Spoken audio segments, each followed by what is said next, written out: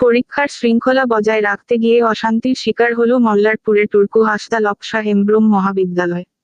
গতকাল বর্ধমান বিশ্ববিদ্যালয়ের BA general দ্বিতীয় সেমিস্টারের পরীক্ষা চলাকালীন পরীক্ষার্থীদের একাংশের বিরুদ্ধে অভিযোগ উঠেছে, মোবাইল ফোনের মাধ্যমে টুকলি করার চেষ্টা করছিলেন।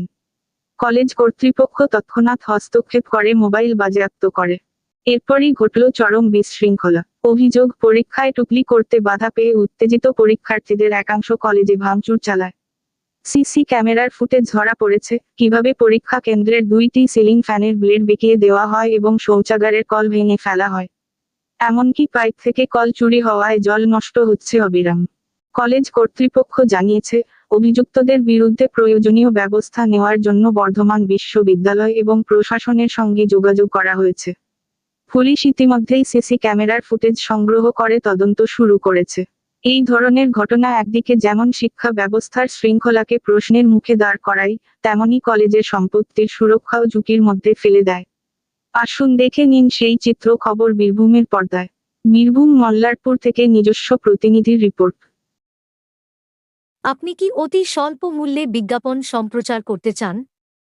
তাহলে আর দেরি না করে এক্ষুনি যোগাযোগ করুন আমাদের অফিসের ফোন নাম্বারে 8918833183।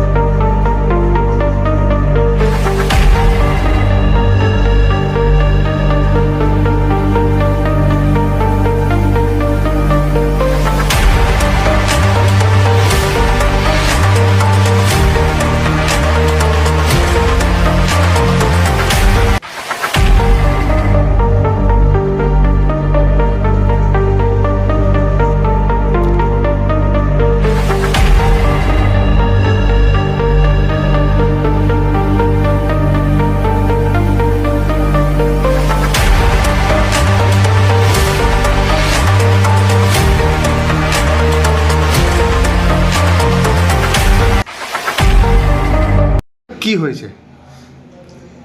গত মঙ্গলবার বর্ধমান বিশ্ববিদ্যালয়ের সেমিস্টার 2 এর পরীক্ষা ছিল আমাদের কলেজের সেন্টার হিসেবে, এবং আমাদের কলেজেরই গুরুত্বপূর্ণ সেন্টার।